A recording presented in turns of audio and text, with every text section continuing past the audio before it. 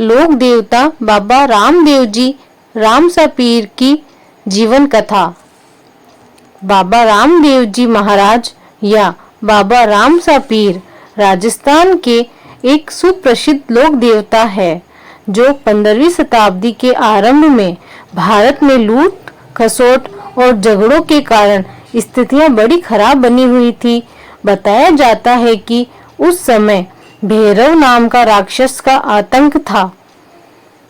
इस समय में पश्चिम राजस्थान के पोखरण नामक प्रसिद्ध गांव के पास रुणीचा नामक स्थान में तंवर वंशीय राजपूत और रुणीचा के शासक अजमाल जी के घर भादो शुक्ल पक्ष दूज के दिन विक्रम संवत 1409 को बाबा रामदेव पीर का जन्म हुआ। बाबा रामदेव जी महाराज या बाबा रामसा पीर राजस्थान के एक सुप्रसिद्ध लोक देवता है जो 15वीं शताब्दी के आरंभ में भारत में लूट खसोट और झगड़ों के कारण स्थितियां बड़ी खराब बनी हुई थी। बताया जाता है कि उस समय भैरव नाम का राक्षस का आतंक था। इस समय में पश्चिम राजस्थान के पोखरण नामक प्रसिद्ध गांव के पास रुणीचा नामक स्थान में तंवर वंशीय राजपूत रुणीचा के शासक अजमाल जी के घर भादो शुक्ल पक्ष दूज के दिन विक्रम संवत 1409 को बाबा रामदेव पीर का जन्म हुआ। हिंदू मुस्लिम एकता के प्रतीक बाबा रामदेव जी ने अपने अल्प जीवन में वह कार्य कर दिखाया जो सैकड़ों वर्षों में भी होना संभव नहीं था। सभी प्रकार के भेदभाव को मिटाने के लिए सभी धर्मों में एकता स्थापित करने के कारण बाबा रामदेव हिंदुओं के देवता हैं, तो वही मुसलमानों के लिए रामसा पीर है। वैसे ही राजस्थान के जनमानस में 5 पीरों की प्रतिष्ठा है जिनमें बाबा रामसा पीर का महत्वपूर्ण स्थान है।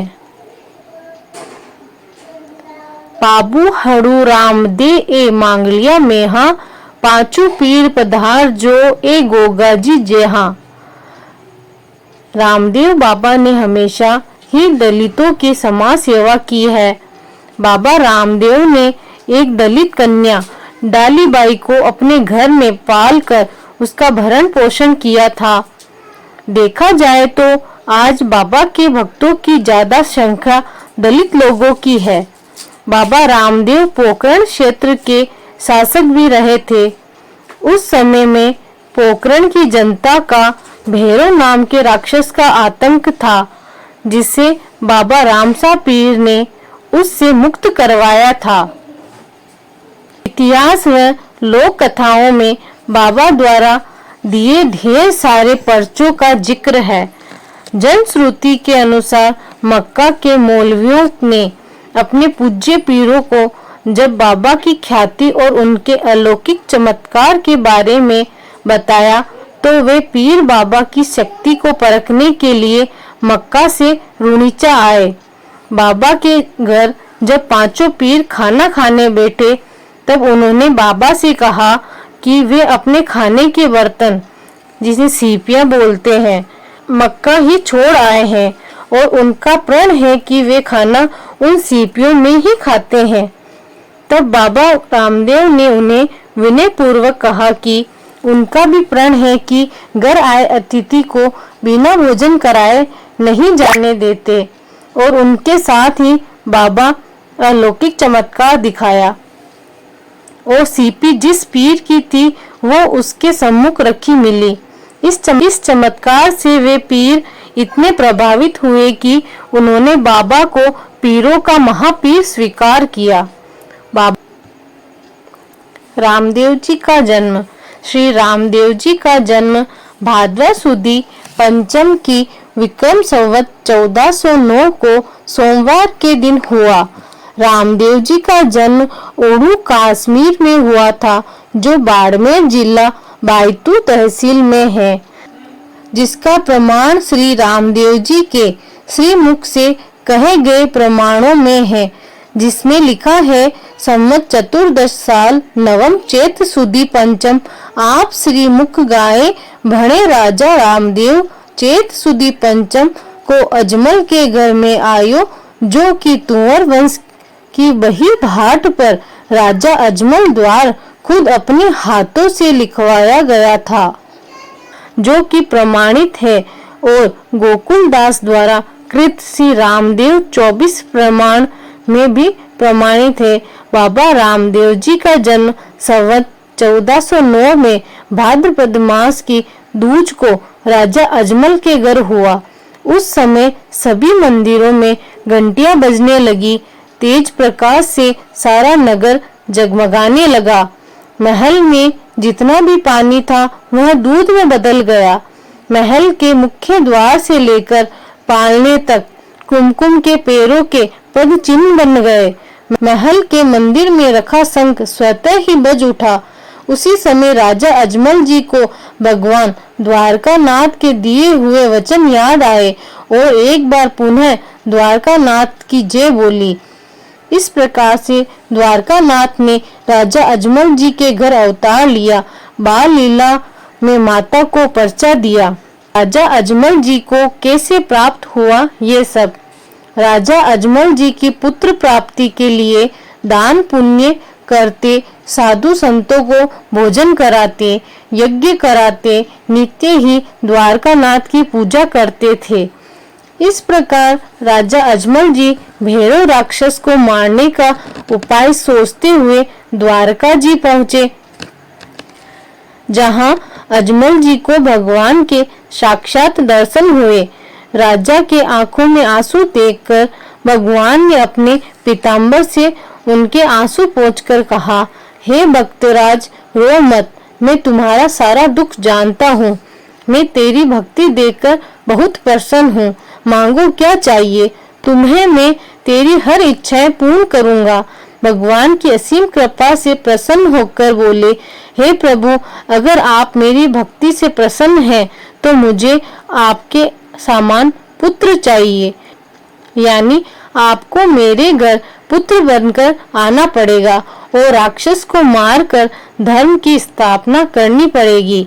तब भगवान द्वारकानाथ ने कहा, हे भक्त, जाओ, मैं तुम्हें वचन देता हूँ कि पहले तेरे पुत्र विरमदेव होगा। तब अजमल जी बोले, हे भगवान, एक पुत्र का क्या छोटा और क्या बड़ा। तो भगवान ने कहा, दूसरा मैं स्वयं आपके घर आऊंगा। अजमल जी बोले, हे प्रभु, आप मेरे घर आओगे तो हमें क्या मालूम पड़ेगा कि भगवान मेरे घर पधारे हैं। तो द्वारकानाथ ने कहा कि जिस रात मैं घर आऊंगा उस रात आपके राज्य के जितने भी मंदिर है उसमें अपने आप घंटियां बजने लगेगी। महल में जो भी पानी होगा वह दूध बन जाएगा और मुख्य द्वार से जन्म स्थान तक कुमकुम के पेड़ नजर आएंगे। वह मेरी आकाशवाणी भी सुनाई देगी और मैं अवतार के नाम से प्रसिद्ध हो जाऊंगा। बोलो रामदेव जी महाराज की जय, रामशाह पीर की जय। रामदेव जी का जन्म भाद्रपद शुक्ल पक्ष द्वितीया को विक्रम संवत 1409 में हुआ था। उनका जन्म स्थान रुणीचा है। उनकी मृत्यु विक्रम संवत 1442 में हुई। मृत्यु का स्थान रामदेवरा है और उन्होंने समाधि लेकर स्वतः इच्छा से मृत्यु प्राप्त की। वह अजमल जी, राजा अजमल जी के उत्तराधिकारी थे। उनकी जीवन संगिनी का नाम नेतलदे था और बाबा रामदेव जी तोमर वंशीय राजपूत राजघराना से थे। उनके पिता का नाम अजमल जी था और उनकी माता का नाम मेणादे था और वह जाति से हिंदू धर्म में थे। बाबा ने भाद्रपद शुक्ल एकादशी विक्रम संवत 1442 को अपने स्थान पर जीवित समाधि ले ली थी। रामदेव जी ने अपने हाथ से श्रीफल लेकर सभी बड़ों को प्रणाम किया तथा सभी ने पुष्प चढ़ाकर रामदेव जी का हार्दिक तन मन व श्रद्धा के साथ अंतिम पूजन किया। रामदेव जी ने समाधि में खड़े होकर सबके प्रति अपने अंतिम उपदेश देते हुए कहा, प्रति माह की शुक्ल पक्ष की दूज को पूजा पाठ भजन कीर्तन करके पर्वोत्सव मनाया, रात्रि जागरण करना, प्रतिवर्ष मेरे जन्मोत्सव के उपलक्ष्य में तथा अंतर्ध्यान समाधि होने की स्मृति में मेरे समाधि स्तर पर मेला लगेगा। मेरे समाधि पूजन में भ्रांति व भेदभाव मत रखना। मैं सदैव अपने भक्तों के साथ रहूंगा। इस प्रकार श्री रामदेव जी महाराज ने समाधि ली। बोलिए बाबा रामदेव जी की जय। रामसा पीर की जय हो।